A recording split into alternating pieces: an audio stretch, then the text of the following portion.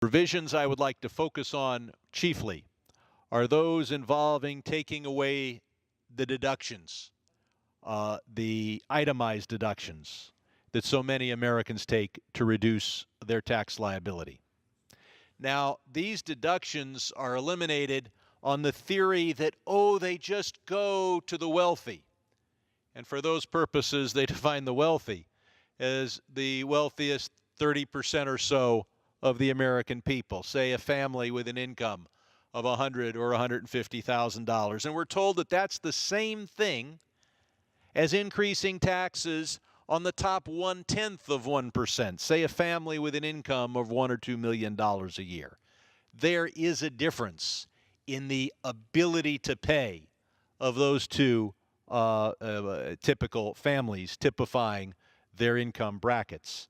And the fact is that taxing hardworking families with incomes of $100,000 or $150,000 in order to provide reduced tax rates for those with incomes of $1 or $2 million makes our tax system more regressive.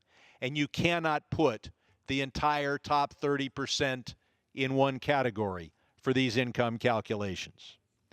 That is why, and that is only one reason why, I oppose the elimination of the home mortgage deduction.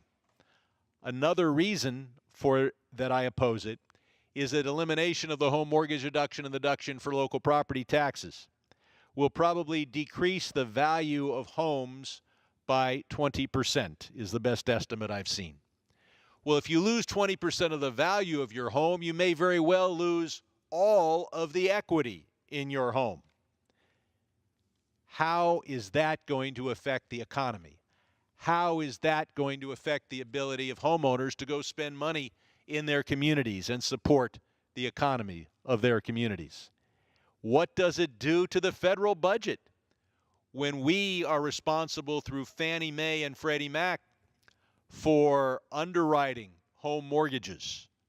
We know that if you wipe out the equity of many homeowners in their homes, this can lead to defaults and cost the federal government perhaps more than is being than we give up by having a home mortgage deduction.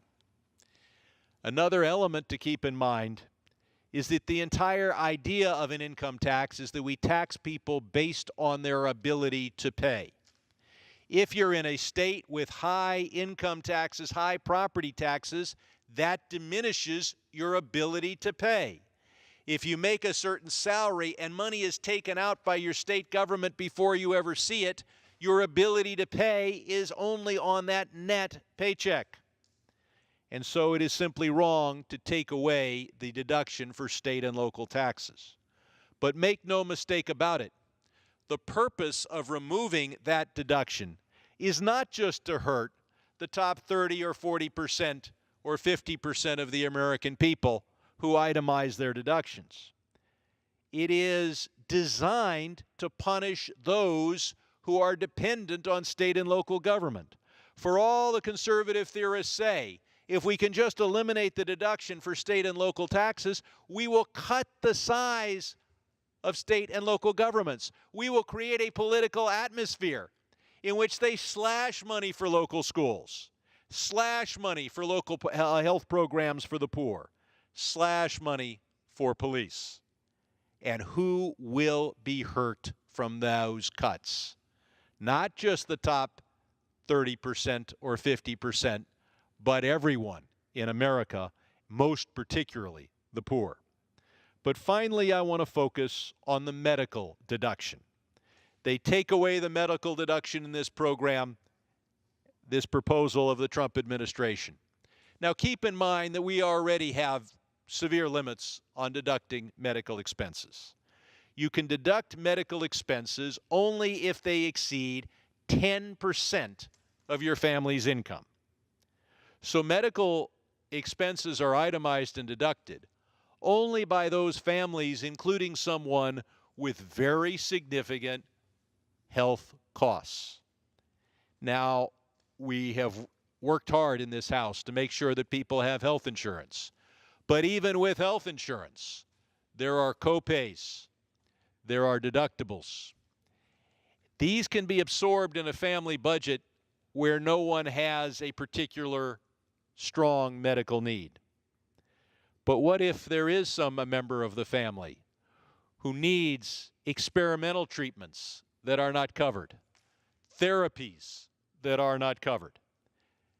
Under the present system, at least they get to deduct these extraordinary, not the first 10% of AGI, of adjusted gross income, but when they start spending out-of-pocket costs in excess of 10% income, they can take a tax deduction taken away in the Trump tax proposal.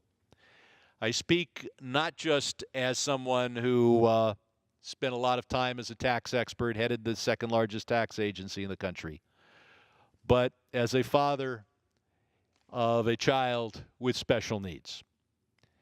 What does this tax proposal mean for such a family? Well, first, there's a cut in federal revenue under this proposal of between $150 and $200 billion a year. Deficit hawks will demand that these revenue cuts be matched by cuts to federal spending. What does that do to the $13 billion the federal government dedicates to the implementation of the Individuals with Disabilities Education Act, IDEA, also known as special education? And what do these cuts in our federal expenditures mean to the $293 million that are spent by the National Institutes of Health on research designed to prevent and treat autism and attention deficit hyperactivity, ADHD? So the first impact on a family with special needs is a slashing of the money the federal government spends for special education and medical research. But second, I talked about those out-of-pocket medical expenses.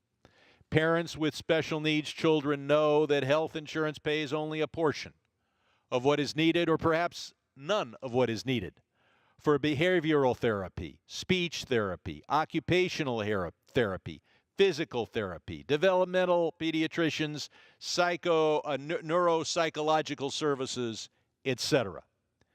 Medical insurance will pay nothing toward anything branded an experimental treatment. And of course, medical insurance does not cover special schools required to meet the needs of some special needs children. Under current law, a special school designed to meet those with a physical or mental handicap are considered medical expenses. All these tax deductions are taken away from a family whose ability to pay is diminished by the costs of providing these therapies to a special needs child. In addition, right now the tax law provides a personal exemption of $4,050 for each dependent child. The Trump administration proposal takes that away. It does say, in some vague language, that there'll be a child tax credit to compensate parents who are losing the personal exemption. But this credit will be limited to children 16 years of age and younger. So what about parents with supporting children in their teenage years and older? And remember, some special needs children will need parental support for a lifetime. Those parents lose the exemption and are ineligible for this credit, available only to parents of younger children. But perhaps parents of children with special needs should support the Trump tax program. While it will tremendously increase their taxes, while it will cut federal expenditures on special education and on health research and medical research, parents of children with special needs can take solace in knowing that this plan will reduce taxes for the Trump family by over $1 billion in estate taxes and by tens of millions of dollars in income taxes. Perhaps we should tell parents of special needs children that they should stop worrying so much about their children and start worrying about Donald Trump's children. If they did, they would support the Trump tax proposal.